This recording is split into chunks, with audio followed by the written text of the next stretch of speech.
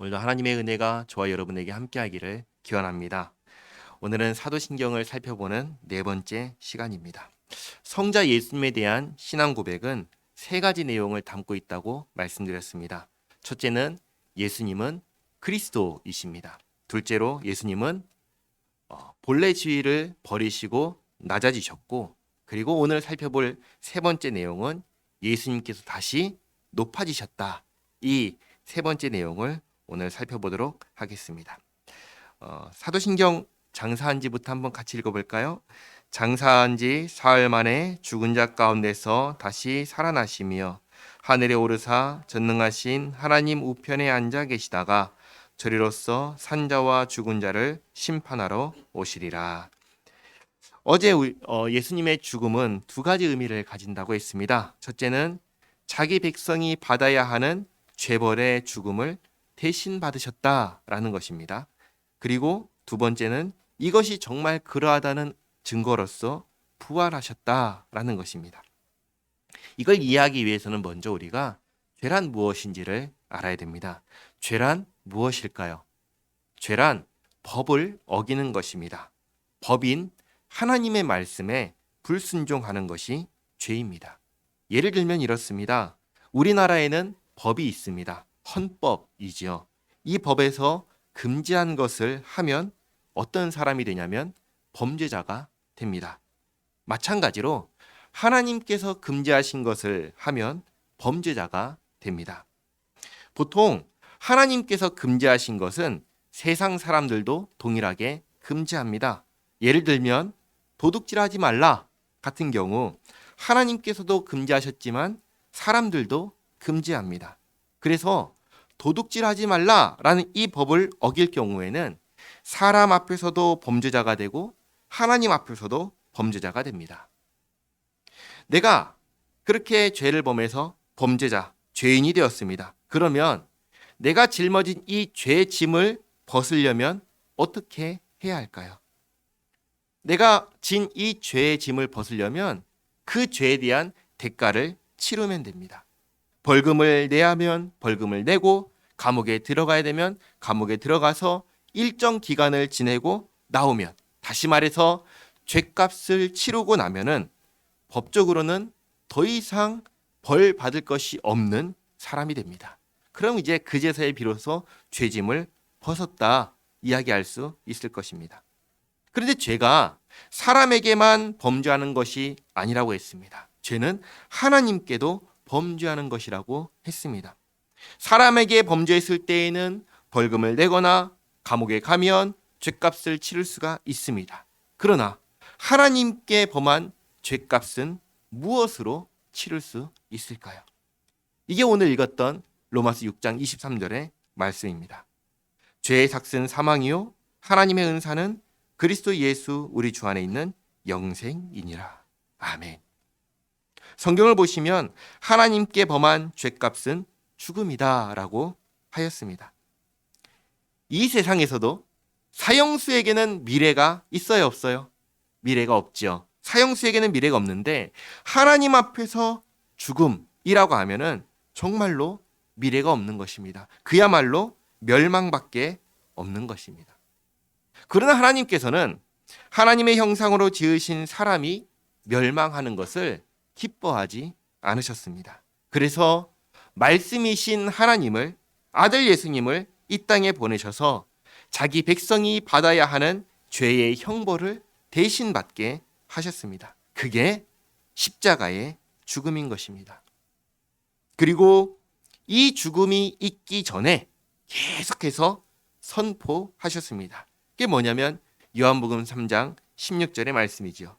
하나님이 세상을 이처럼 사랑하사 독생자를 주셨으니 이는 그를 믿는 자마다 멸망하지 않고 영생을 얻게 하려 하심이라. 아멘. 멸망하지 않고 영생을 얻게 하기 위해서 하나님께서 예수님을 보내주셨고 예수님을 믿으라 하셨고 예수님을 믿을 수 있는 증거를 보여주셨습니다.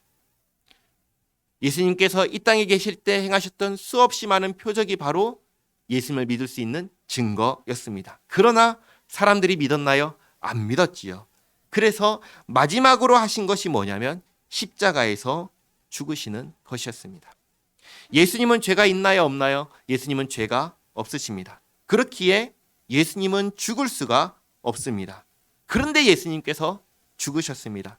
그렇다면 예수님은 자기 죄로 죽은 것이 아니라 다른 사람을 대신하여 다른 사람의 죄의 형벌을 대신 받고 죽으신 것입니다. 그럼 다들 이렇게 질문할 수가 있죠. 우리가 그것을 어떻게 알 수 있나요? 예수님이 정말 구원자란 것을 우리가 어떻게 알 수 있나요? 다 이렇게 질문할 것입니다. 그래서 예수님께서 이를 증명하기 위하여 부활하신 것입니다. 사도행전 17장 31절 말씀 같이 한번 읽어볼까요? 이는 정하신 사람으로 하여금 천하를 공의로 심판할 날을 작정하시고 이에 그를 죽은 자 가운데서 다시 살리신 것으로 모든 사람에게 믿을 만한 증거를 주셨음이니라 하니라. 아멘. 예수님께서 이 땅에 계시던 당시에 십자가에서 죽은 사람은 예수님 한 분만이 아닙니다. 무수히 많은 사람들이 십자가에서 죽었습니다. 그들의 죽음과 예수님의 죽음이 다르다라는 것을 알아야 됩니다. 다르다라는 것을 보여줘야 됩니다. 다르다는 것을 증명해야 됩니다. 어떻게 하면 그 많은 사람들의 죽음과 예수님의 죽음이 다르다라는 것을 증명할 수 있을까요? 그건 딱 한 가지입니다. 인류 역사 속에서 일어나지 않은 일, 또 일어날 수 없는 일이 일어나야 하는 것이죠. 그게 무엇인가요? 그게 부활인 것입니다. 만약에 부활이 너도 나도 부활하는 그런 흔한 일이라면 예수님께서는 부활하지 않으셨을 것입니다. 부활은 일어나지 않은 일이며 일어날 수 없는 일이기에 예수님께서 부활하심으로 자신이 구원자이심을 증명하셨습니다. 이것이 중요한 것입니다.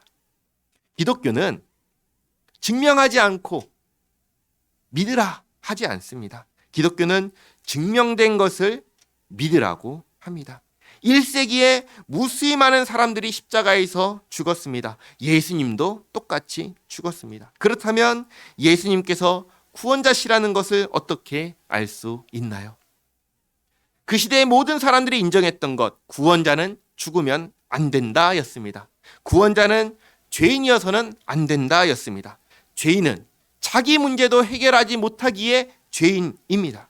자기 문제도 해결하지 못하는 죄인이 어떻게 다른 사람의 죄의 문제를 해결할 수 있겠습니까? 그러니까 죄인은 구원자일 수가 없고 구원자는 죄인일 수가 없고 구원자는 그러므로 죽으면 안 된다 였습니다. 근데 예수님께서 구원자라면 예수님께서는 반드시 부활하셔야 했습니다. 그래서 부활하신 것입니다. 기독교 신앙의 핵심은 무엇인가요? 우리가 믿는 믿음의 핵심은 부활입니다. 부활하심으로 자신이 구원자이심을 증명하셨습니다. 부활하심으로 예수님을 믿는 자는 누구든지 구원한다라는 것을 증명하셨습니다. 부활이 있기에 우리는 예수님을 믿을 수가 있는 것입니다.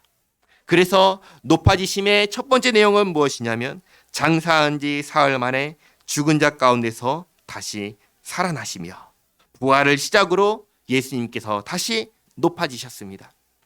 두 번째로 하늘에 오르사, 이 하늘에 오르시는 승천의 사건도 무수히 많은 사람들이 보는 앞에서 하늘에 오르셨습니다. 세 번째로 전능하신 하나님 우편에 앉아 계시다가 예수님은 지금 어디에 계실까요? 이것에 대한 답입니다. 예수님은 지금 하나님의 보좌 우편에 계십니다. 그리고 네 번째로 우리가 믿음으로 고백하는 바는 무엇이냐면 저리로서 산자와 죽은 자를 심판하러 오시리라. 흔히 이런 식의 이야기를 합니다. 예수님을 내가 보면 믿겠다. 예수님을 내가 만난다면 믿겠다. 네, 예수님을 보고 예수님을 만나는 그날이 올 겁니다. 예수님을 눈으로 볼 날이 올 것입니다. 근데 그날에는 믿지 못할 것입니다. 왜냐하면 그날은 심판의 날이기 때문입니다. 예수님께서 처음에 이 땅에 오셨을 때에는 구원을 위하여 오셨습니다. 구원하기 위하여 오셨습니다. 그러나 이제 다시 오실 때에는 심판하기 위하여 오실 것입니다. 우리는 사도신경을 사용해서 예수님에 대해서 세 가지를 고백했습니다. 예수님께서는 주 예수 그리스도이십니다. 예수님께서는 우리를 구원하기 위하여 낮아지셨고 부활하심으로 증명하셨습니다. 그리고 다시 높아지셨습니다. 마지막으로 우리가 믿는 바가 무엇인지 말씀드리도록 하겠습니다. 우리가 믿는 바는 무엇이냐면, 우리가 믿는 바는 예수님을 믿어야 구원을 받는다? 물론 틀린 말은 아닙니다. 그러나 더 정확하게는 우리가 믿는 바는 예수님께서 이미 나를 구원하셨다라는 것입니다. 이미 나를 구원하셨다라는 것을 우리가 믿습니다. 잘 보시기 바랍니다. 예수님께서 언제 우리를 구원하셨을까요? 언제 십자가에 못 박혀 죽으셨지요? 언제 내 죄의 형벌을 대신 감당하셨지요? 2000년 전입니다. 과거에 일어난 일입니다. 내가 태어나기도 전에 이미 내가 받아야 할 형벌을, 죄의 형벌을 대신 받으시고 나를 구원하신 것입니다.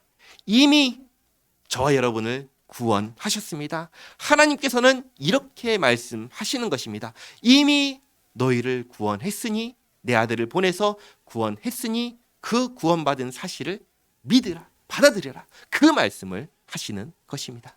그럼 마지막으로 한 가지 질문하겠습니다. 왜 이렇게 하셨을까요? 왜 하나님께서는 우리를 구원하셨을까요? 한 가지입니다. 뭐죠? 사랑하기 때문에. 사랑하기 때문에. 하나님은 저와 여러분을 사랑하십니다. 이것을 잊지 마시기 바랍니다. 기도하겠습니다. 하나님, 오늘 우리가 예수님에 대하여 무엇을 믿는지 두 번째로 살펴보았습니다. 구원자로서 이 땅에 오셔서 자기를 믿는 모든 자의 죄벌을 대신 감당하셔서 구원을 이루시고 이것을 분명하고 또 이것이 이루신 것이 맞다는 것을 부활하심으로 증명하셨습니다. 우리는 이미 구원받았고 우리는 이미 용서받았습니다. 그리고 예수님 안에서 다시금 하나님의 자녀가 되었습니다. 이 은혜에 감사드립니다. 하나님, 우리가 바르게 알고 바르게 믿게 하옵소서. 또 오늘 하루의 삶이 주님과 함께하는 복된 삶이 되게 하옵소서. 주님께 아뢰는 기도를 들으시고 주님 응답하여 주시옵소서. 예수님의 이름으로 기도하옵나이다. 아멘.